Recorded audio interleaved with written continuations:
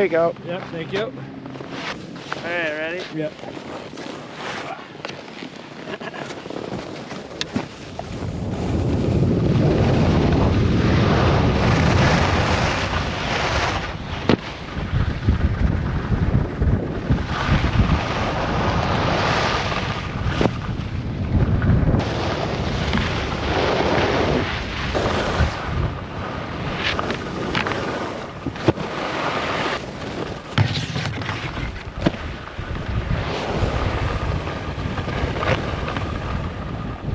Hey skiers, I'm Jeff from Skiessentials.com. I'm Bob. How's it going? Bob and I are here today to finally do our 2025 Faction Studio 2 review. It's been a long time coming. Yeah, and like considering kind of the skis history, it's interesting that It's we're been even longer kind coming. of talking about it now. Yeah. So this is essentially the same ski as the Mana 2, and very similar even to the old Candide 2.0. Yeah. Now, this is going to be one of those reviews, and this has been our theme with Faction this year, that is just pretty much 100% a review from my perspective. This is my personal ski, so we'll go through kind of the construction and the shape and the general discussion topics that we normally do. And then, Bob, you proposed some questions that I have not seen. Yeah, be ready. Yeah. So this has been fun for us, kind of integrating this Q&A format. And I guess before we get into construction, it's a twin tip. It's 102 underfoot. We'll look at the details of shape after Bob talks about construction.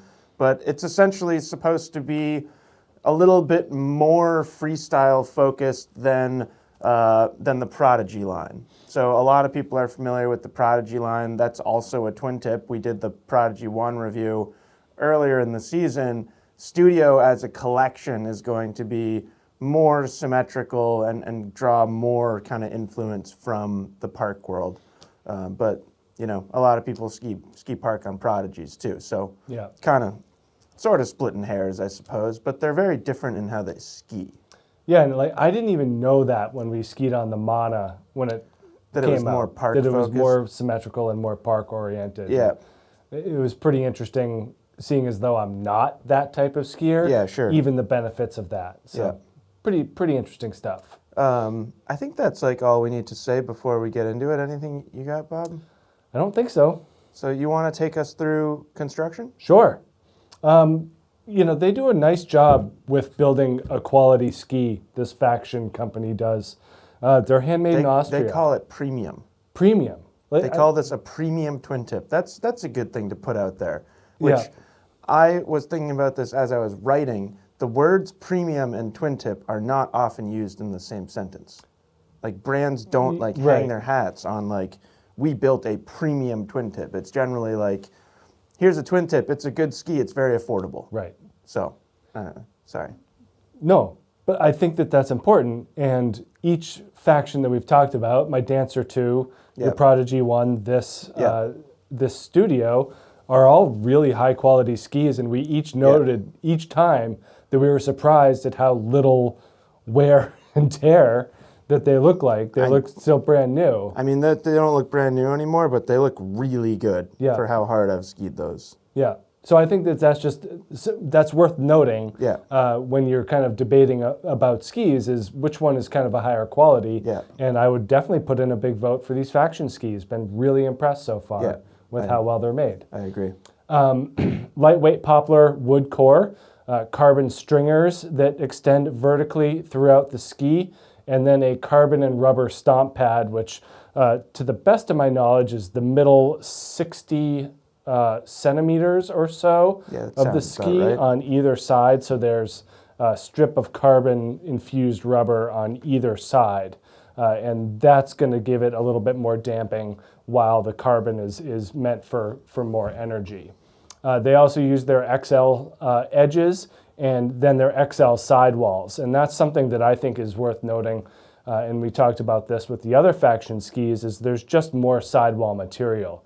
If you kind of think of the extreme example of a Dynastar that uses polyurethane to really kind of bring the sidewall into the ski more and incorporate it more, that's kind of what Faction is doing. Just a thicker sidewall, and thicker edges. So again, these things are boosting the durability of the ski, as well as if you think about the sidewall as a vertical laminate within the ski, you're getting more flex. And that's kind of shown in, it's not a very soft ski.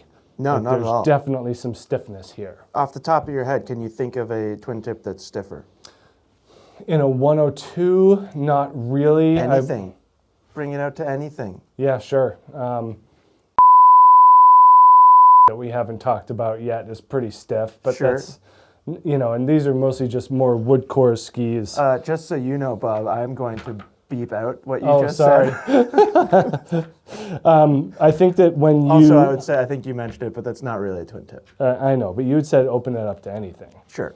I think about it like when you put them together and decamber them manually, which one kind of tests your grip strength the most? Yep. And a Dynastar M-Free 108 has had that effect on me, where I've been really, really trying hard to decamber it. Yeah, so it's interesting that you've already brought up Dynastars twice, because I've been struggling to come up with the best comp for this ski. Yep. And not to get too ahead of ourselves here, but in my opinion, the best comp that I can come up with is the M-Free, either 99 or the new 100. Yep. They're both pretty similar, but this has a more symmetrical shape. Yeah. So but it's like the way they feel. They both have a similar feel.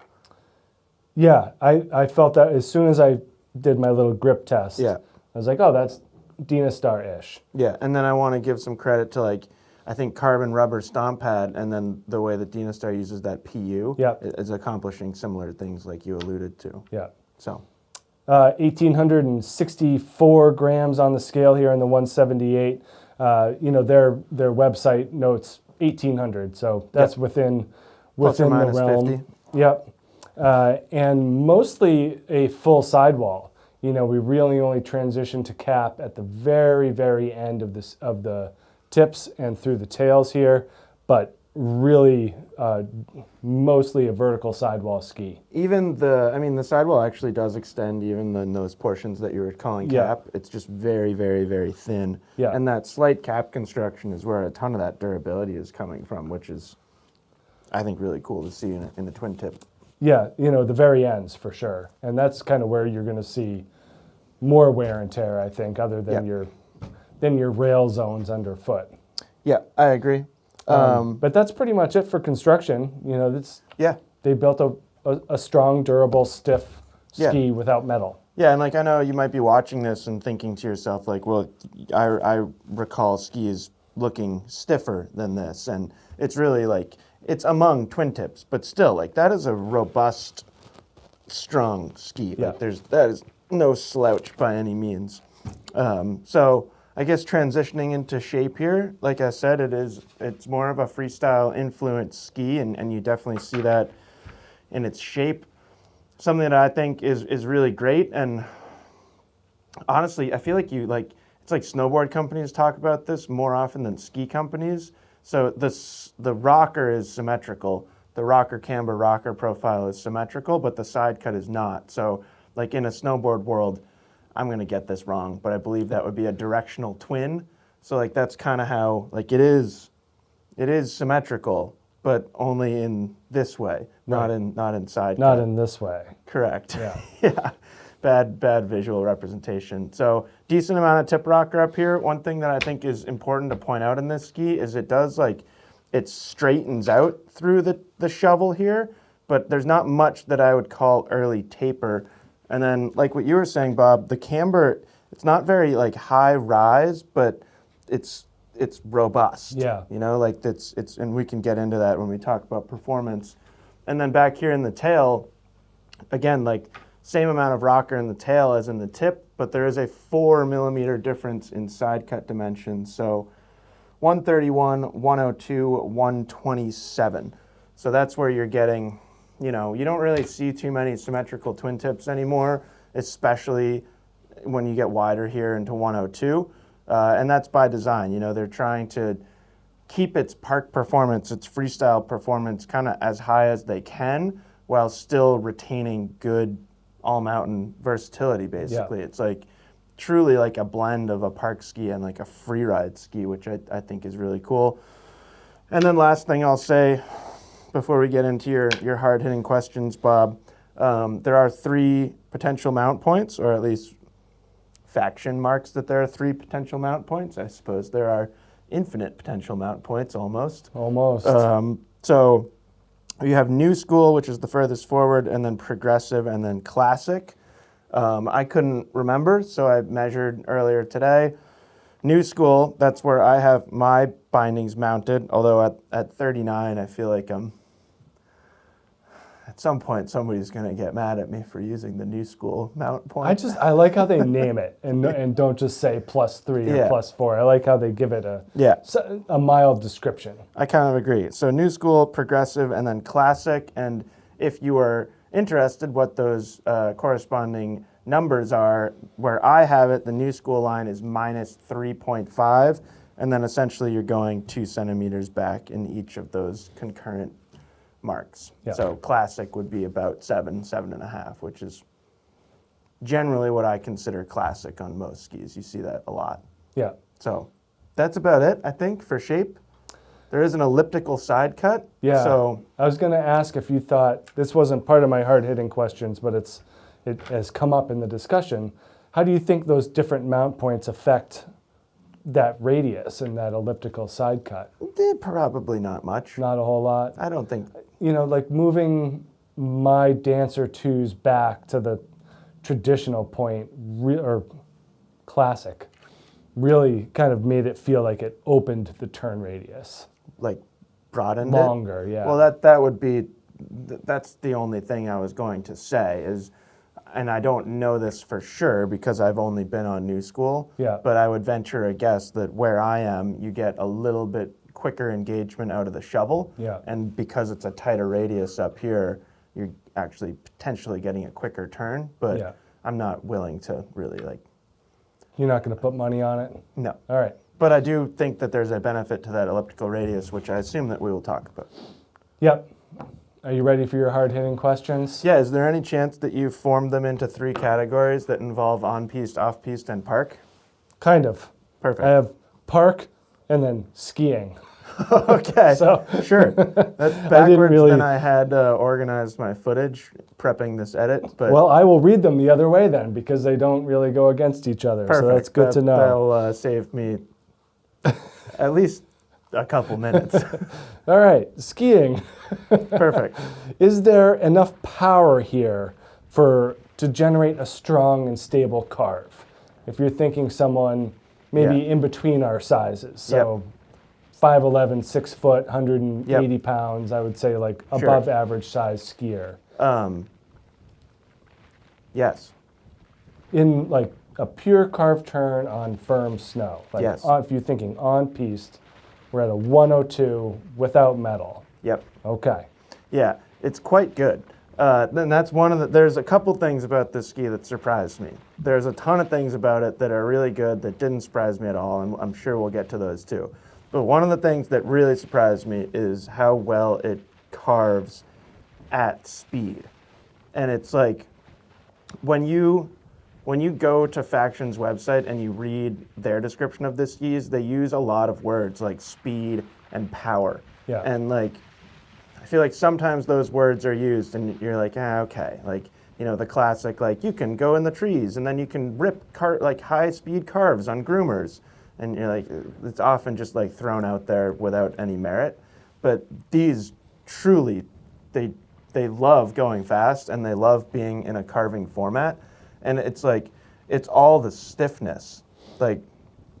It's really impressive. So there are skis out there, in my opinion, that feel like they have more torsional stiffness. And there are skis out there that I would say carve better in a similar group here. Yeah. So the one that comes to mind, the classic example is Unleashed 98 from Nordica. Yeah. Do I think Studio 2 out carves an Unleashed 98? No. But that's pretty much the only ski that I can really strongly say that it's better than. Yeah. Unleashed is a better carving ski than Studio. But just about anything else I can think of, and maybe M399, M3 100 is in there too, is like a little bit more precise, a little crisper. Yeah. But this is still really good, and like it's like there's not much shape, you know, like there's not like it's not like this tip is really wide. So that's why it like really surprised me, is because it visually doesn't look like it would be as like responsive or kind of bring you across the fall line as well as it does, but it's really good. And it's interesting because it's never surprising, and I think part of that is because it's stiff. So it's like you can, whether that's a good thing or not, like you could say that it's maybe not like the most dynamic carving ski, because you're generally like kind of making the same turn most of the time. But to your question, like, can it handle a strong high-speed carve? Yeah. I think a skier in between our sizes would want to go 183.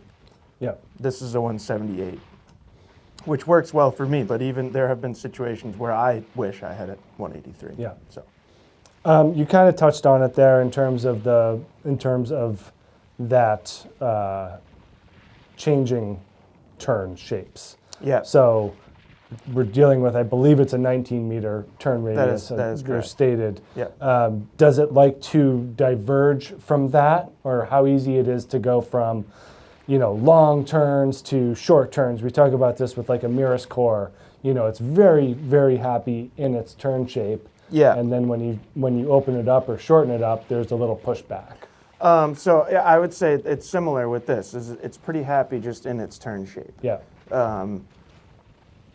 I'd say it's easier to make a longer turn than a shorter turn. Yeah. Because it is pretty stiff, and it's a tough ski if you're trying to like gas pedal it into a shorter turn. Like and again, especially for me, and the fact that we've been skiing just like packed powder for the past 2 months. Like there's not like, to get this thing to make a shorter than 19-meter radius carve, I would need like steep snow or steep pitch and firm snow, and Yeah. and then I don't know, like, who cares at that What's the point? benefit? Like, what's the Yeah. benefit? Like, that's not what this is for.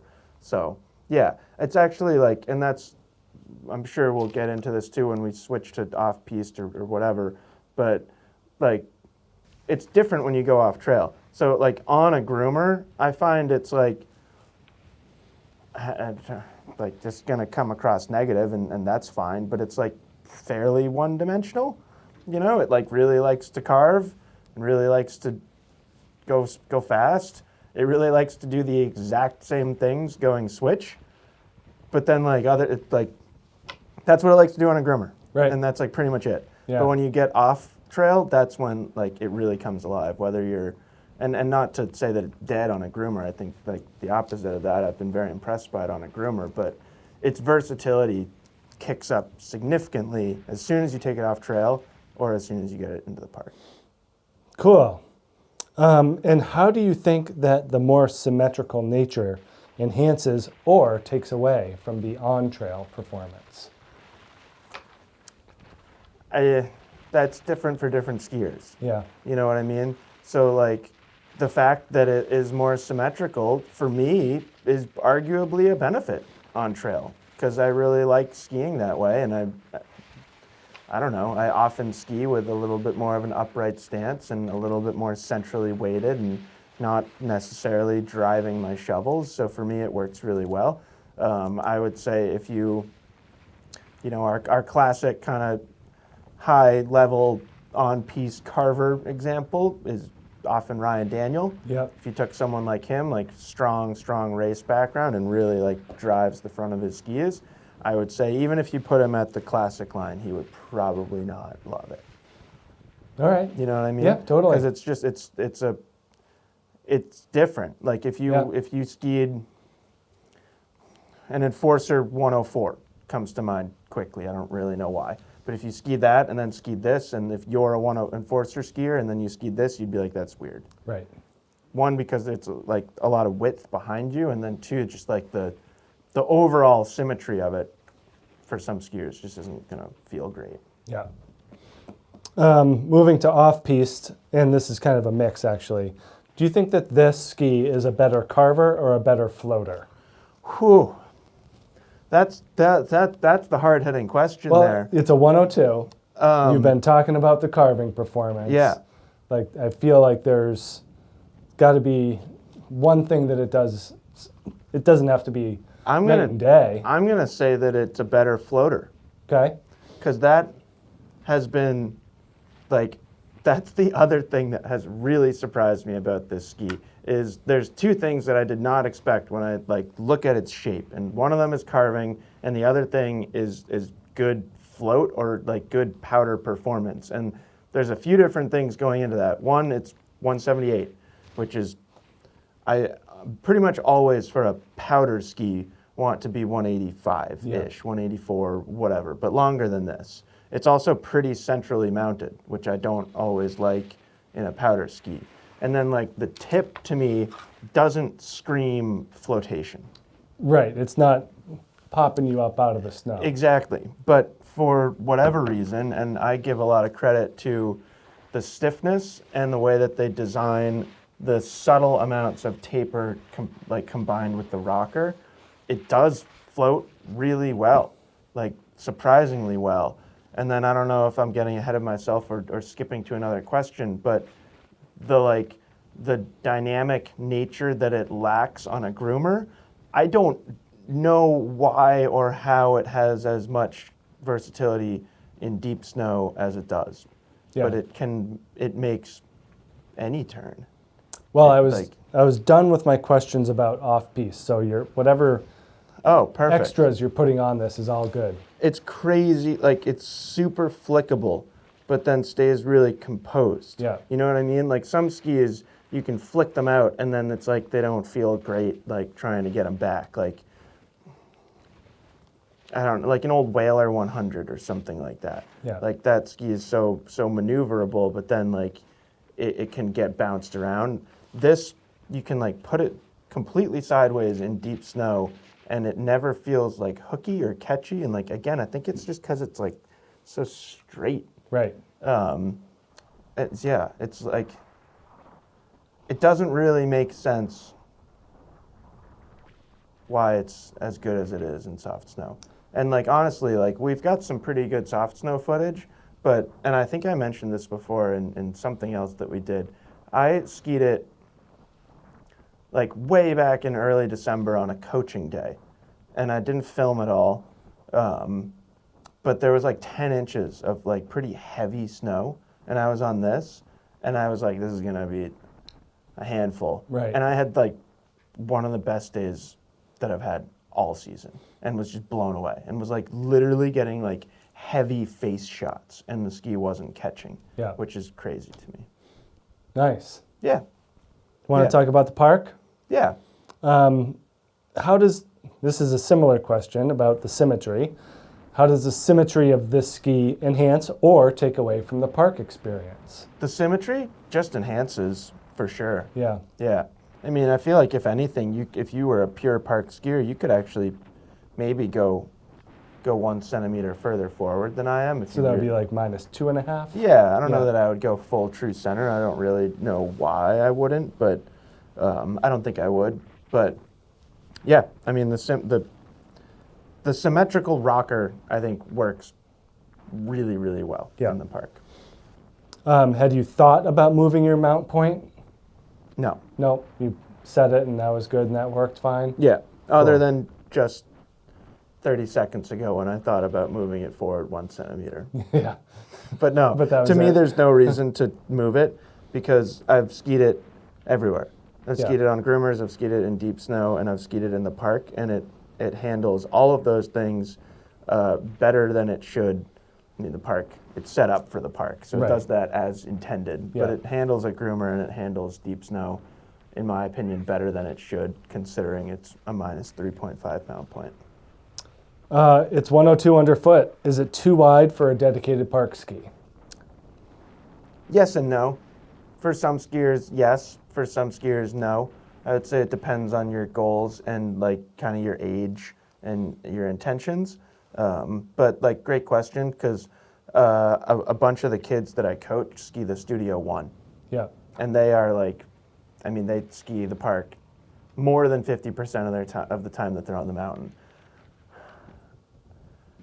regrettably, I do not get to ski the park more than 50% of the time that I'm on the mountain. And realistically, I don't really get to ski park that much anymore other than when I'm coaching or a rare weekday morning with you guys. Yeah. So, So what do you think like the percentage of breakdown is? Like 50-50. You think it's 50-50, park, free ride? Kind of. Okay. Yeah. Yeah. I think like that's how Faction talks about it too. And I put this in the written article too. Like sometimes manufacturers just don't get their descriptions right. And it's frustrating. But like you read them and you're like, was that lost in translation from like a European language to English? Yeah. Or like did somebody just like not understand this ski at all? No. And like everything that Faction says about this is spot on. Yeah. Of just like you want to blend high speed, all mountain versatility with top-notch park performance, or that's definitely not what they say, but it's something along those lines, and like that it just hits the nail on the head. So like if you want an aggressive ski, like truly you can ski it fast and hard and aggressively in pretty much any format, but then you also want something that's going to feel good in the park. Like it's really good. Yeah, I'll second your support of Faction's descriptions. I remember reading through their dancer ones, and they call it like front side flow, and I'm like, that's a really good way to describe this ski. Yeah. So it seems like they're actually Yeah. doing the right thing in their descriptions. Yeah, the which words is they nice. use for this are power and speed and creativity and freestyle. Yeah. And like those are 4 great words to describe it. Anything else you want to talk about with park? That was kind of it for my questions. Yeah, sure. Yeah, there is. I don't think it's for everybody. Yeah. I think this is like, and like it again, like kudos to Faction for using words like this. Like it is a premium twin tip. And when I think about what that means, like one of the things that I think that means, whether they mean it or not with the word premium, is it would not be a great choice for an intermediate looking to ski park because it's stiff. Yeah. And like we talked about that, I know we talked about it with like Reckoner 102, Playmaker 101, stuff like that. Like my knees hurt. Like right now. Yeah. Not really. But like my body has been through a lot. I've got 24 inches of plates and rods in my body and like 14 screws or something like that. And like there have been times on this ski where I like land a tiny bit back seat or something like that, and I'm just like, oh, Yeah. that's tough.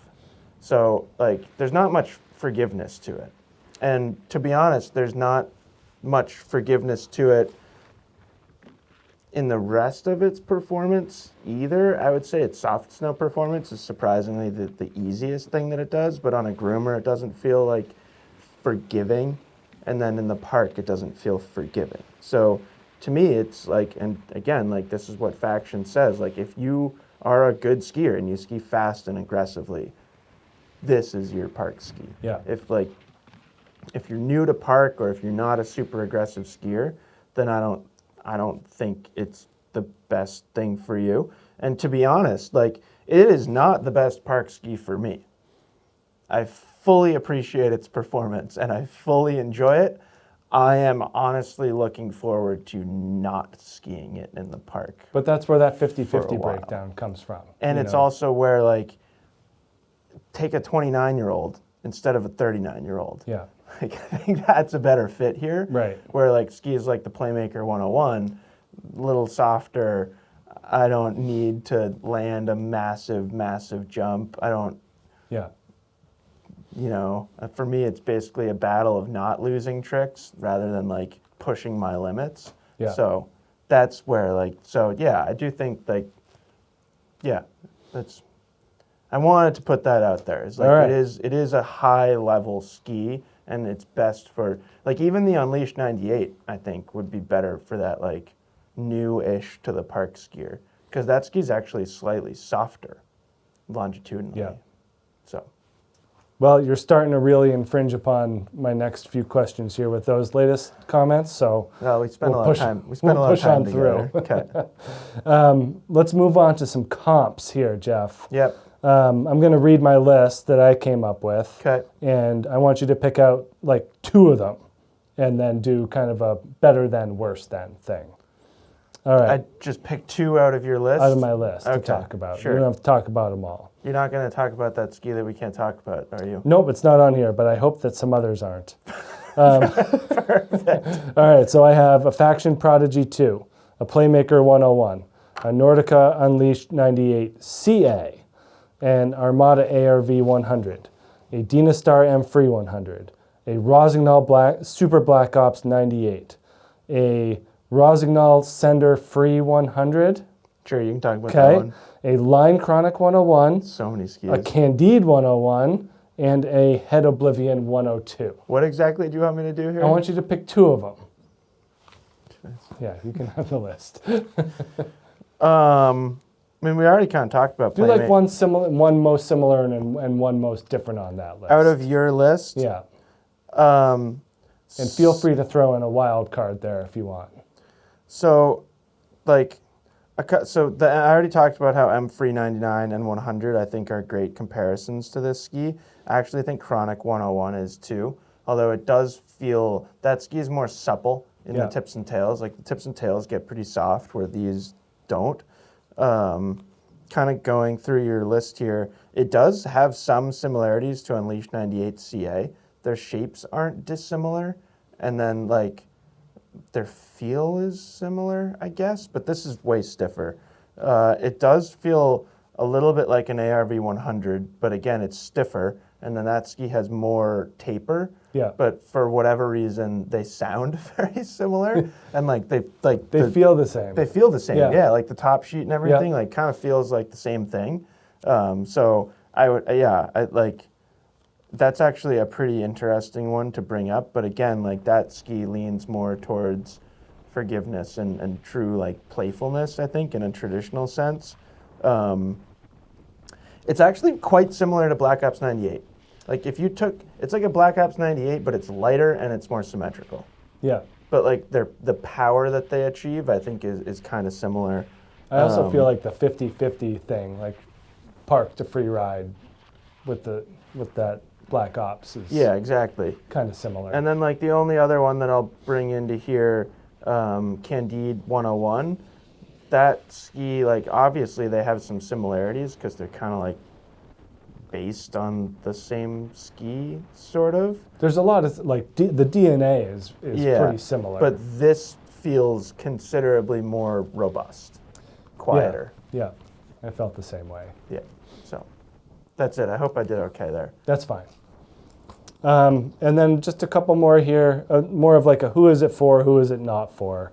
So like for me, would you recommend to me a Prodigy 2 or a Studio 2? Prodigy. Because of the more all-mountain more side of more directional. More directional. Yeah. Even though like I really like the Mana too. Yeah, I understand. But I can see you like in a tree skiing format, like Prodigy is going to be better, for sure. Our colleague Matt that we ski with, would you recommend to him a Studio 2 or a Prodigy 2? Stromacki? Yeah. Like, what is the longest length in this? Like 188? I think so, yeah. I think it's 188. If it's not, it's really close to that. I mean, I think he would love a 188 Studio 2. Yeah. Like, yeah. And it's kind of got a Matt Stromacki like written all over it, even though he doesn't ski 50% park. Right, but he's really got to be liked 90-10. like an M Free 100. Totally. And stuff like that. Yeah. So he liked the skis that you said are more comparable to this. Exactly, and I think he would really like it, and he would very quickly appreciate and use the stiffness to his benefit. And you didn't mention the Oblivion 10. I can never remember if it's a 101 or a 102. We didn't mention any Oblivion. Okay. Well, it was on my list. Yeah. Would he be better off on that ski or this ski? Oh, I don't know. Because he's been on that Oblivion quite a bit this year. I guess it depends what he wanted to do. That Oblivion's so unique with the super long turn radius. Yeah. Yeah, I don't know. But both pretty stiff. You know, that has the carbon stringers in it as well. I would venture a guess that he might gain more from this. Yeah. Whether he liked that or not would be up to him. Yeah. Do you know what I mean? Yeah. Does that make sense?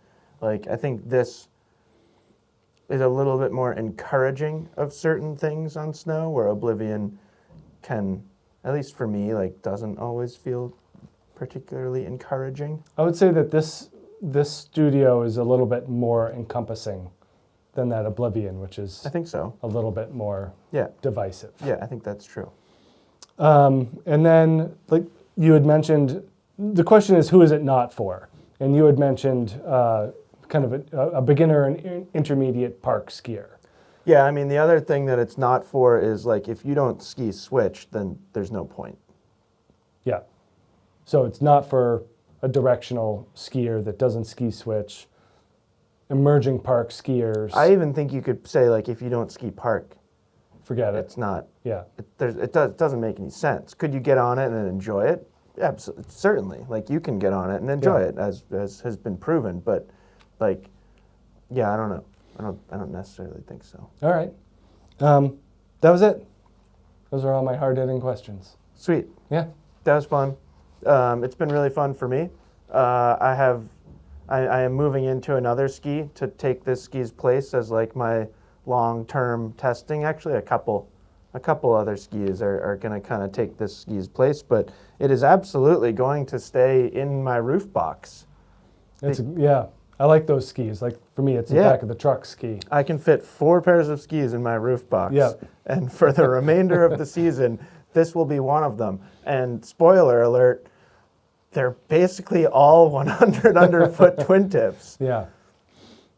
I mean, you've got the corner of that market very well covered. The skis that will be in my roof box for the remainder of the season, Bob, they range from a whopping 100 to 102.